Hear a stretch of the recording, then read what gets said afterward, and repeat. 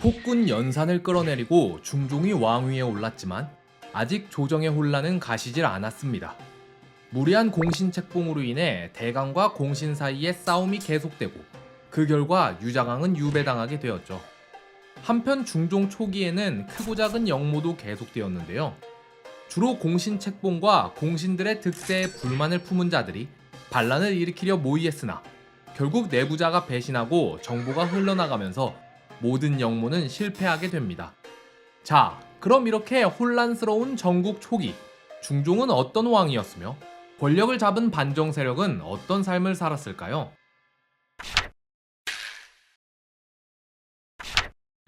진성대군은 성종과 정현왕후의 아들로 연산보다 12살 어린 이복 동생이었습니다. 따라서 애초에 연산과 나이 차이가 많이 났기 때문에 진성대군은 왕이 되고 싶다는 야망도 없었으며 연산이 왕위에 오른 뒤엔 최대한 몸을 낮추며 살아왔는데요. 야사에 따르면 중종 반정이 일어나던 날 진성대군은 군사들이 집을 에워싸는 소리를 듣고는 연산이 자기를 죽이려는 줄 알고 자결하려 했다고 나와 있습니다. 진성대군이 연산을 어떻게 생각했는지 그리고 연산 치하에 어떻게 처신했는지 단번에 알 수 있는 대목이죠. 하지만 그 군사들은 연산이 아닌 박원종이 보낸 자들이었고 반정이 성공하자 진성대군은 박원종의 추대로 왕위에 오르게 됩니다. 얼떨결에 나라의 지존에 오른 중종이기에 중종의 왕권은 더없이 약했습니다.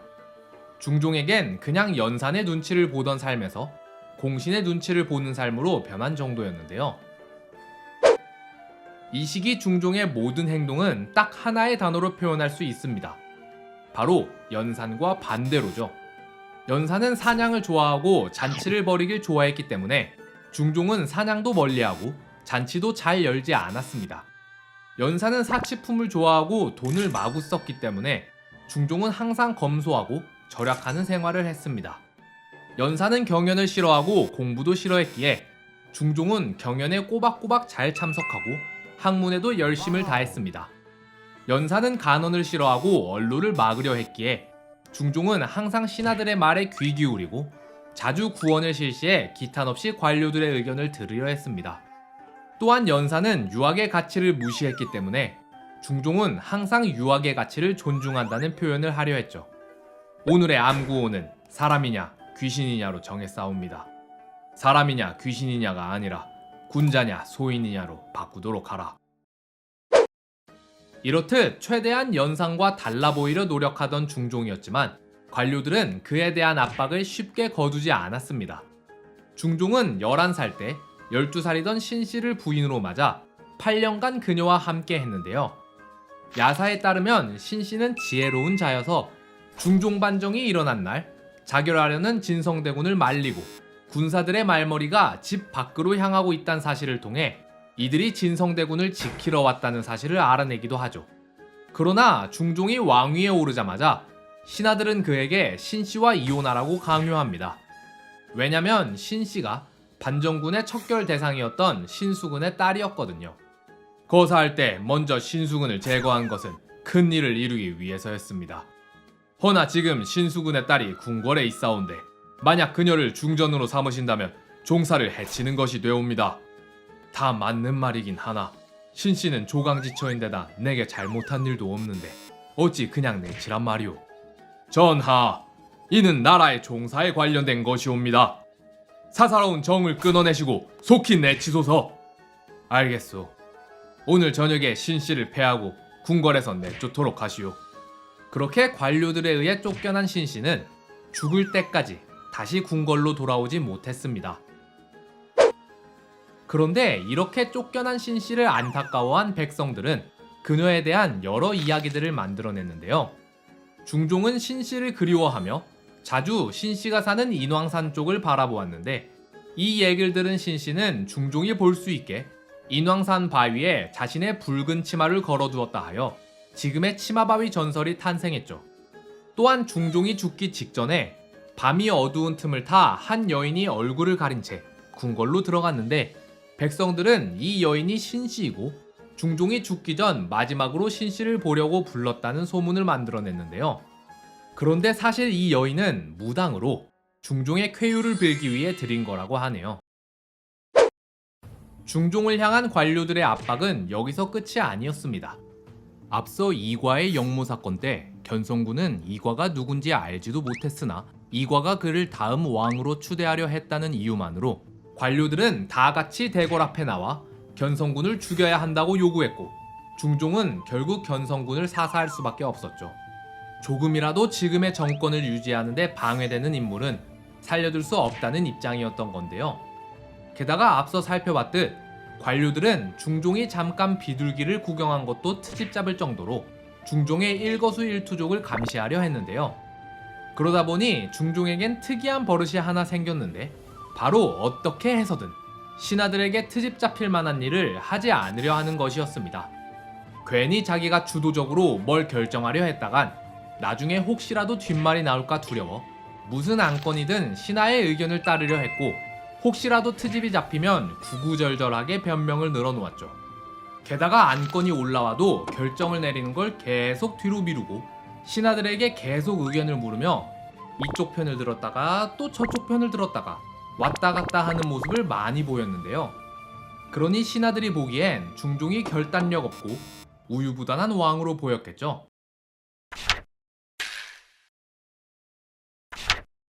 자, 여기까지 중종에 대해 알아봤으니 이번엔 중종 반정을 주도한 반정의 3대장에 대해 알아볼까요?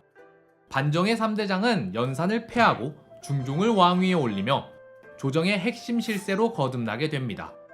그리고 이 셋 중에서도 박원종, 성희안, 유순정 순으로 힘의 서열이 정해졌는데요.